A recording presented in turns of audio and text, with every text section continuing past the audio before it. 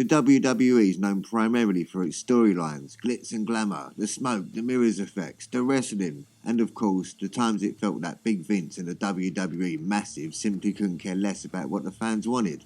But there are other times when the company missed out on some opportunities that would have put the ratings through the roof, sending all into the stratosphere.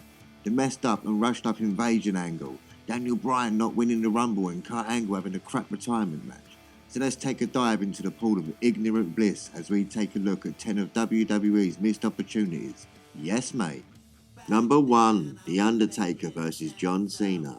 During his reign as the scary dead man with the big hat and urn, The Undertaker absolutely dominated the WrestleMania scene to the point that the only highlight of the night at the biggest stage was The Undertaker's streak, beating such foes as Giant Gonzalez. Himself? No, seriously. He was retired Shawn Michaels. Thanks, Saudi Arabia. He put Triple H to bed inside a Hell in a Cell, and I should know because I was there. But one big missed opportunity was the biggest dog in the yard versus John Cena for a streak attempt.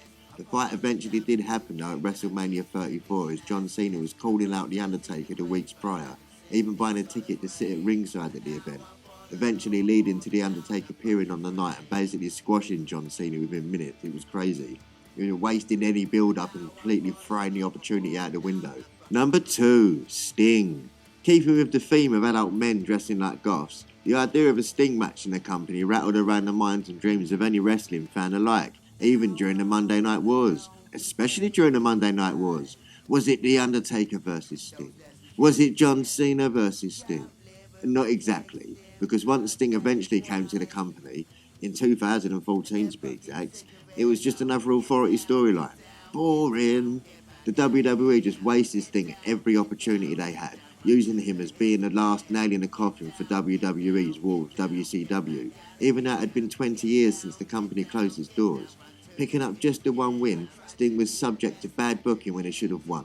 Nobody wanted to see Sting lose. I didn't want to see him lose. You didn't want to see him lose. My hedgehog didn't want to see him lose. But during the match with Seth Rollins, Sting would be turnbuckle powerbombed, leading to one of his kidneys exploding. Like seriously, he went down like a sack of potatoes. And it put him out for a very long time, ending his WWE career. So honestly, hats off to AEW for treating the man with respect and giving him another good go. Number 3, Kurt Angle's retirement match. You suck. You suck. You suck. For retiring Kurt Angle in a crap match when you had no business being in the ring to see off one of the all-time greats. Rant over. The match was a complete washout ever since the announcement of Baron Corbin being the one to go toe-to-toe with Angle at WrestleMania 35. Corbin wasn't even in ring gear. He was wearing shoes, suit pants and a black shirt. It was awful. It was just so disrespectful when they could have had anyone else on the roster do the job. Chad Gable comes to mind. But no, WWE simply went with what they thought would pick up heat at the time, which was Baron Corbin, who was having way too much telly time on Raw, on SmackDown. This was his like general manager heel push, and we was having none of it. Bring back Kurt. Bring back Kurt. Bring back Kurt. Number 4, Bray Wyatt. Every single time, by the way. I know, I'm a bad guy for even putting Husky Harris on here, but let me just explain for a minute. The only ever decent match Bray Wyatt had was against Daniel Bryan to open the Royal Rumble 2014. We'll check on that later. But Bray has always been chucked into nonsense spooky bollocks whenever he builds up any decent momentum. He may be the top babyface in the company right now according to merchandise sales, but Bray has been built up so much expectation that a win or loss always damages him or somebody else. If Bray was to simply just go back to the Eater of Worlds gimmick and cut down the spookiness, Bray would just be as mesmerising as he was when he first appeared on Raw in 2013. There is only so far we can allow ourselves to be fooled by children's party smoke and mirrors, and WWE love doing this, and we know they love doing this. So what's the point? My partner's into witchy stuff, and I ain't even scared of her. What was that? Sorry, no, nothing, babe. Number 5, the NWO Return. Did you know that Vince once smoked crack and said he was going to poison his own company way back in 2002? No? Okay, I lie. Well, it did sound like he was on crack when Vince cut a promo to introduce the arrival of the NWO, the most dominant stable of 90s wrestling, the innovators of what it meant to shock the wrestling world.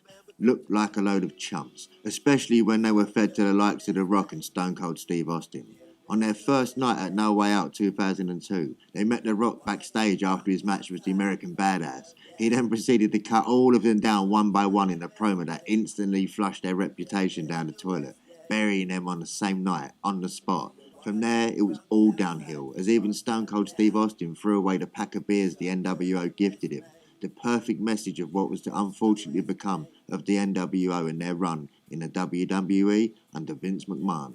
Number 6, Daniel Bryan winning the 2014 Royal Rumble.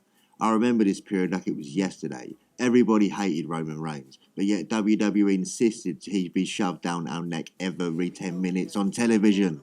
Christ, I hated it. But whilst the cries of the WWE Universe all screamed, yes, yes, yes, the greedy, deaf-eared corporates of the WWE screamed back, no, no, no, culminating in the worst Royal Rumble ever. Even The Rock got booed. Big-eyed, smiley Dwayne got booed. If you used to watch on WWE TV now, the noise has been drowned out. But on the night, the boos were deafening as number 30 hit, and the poor little lovely Rey Mysterio even got booed out of the arena.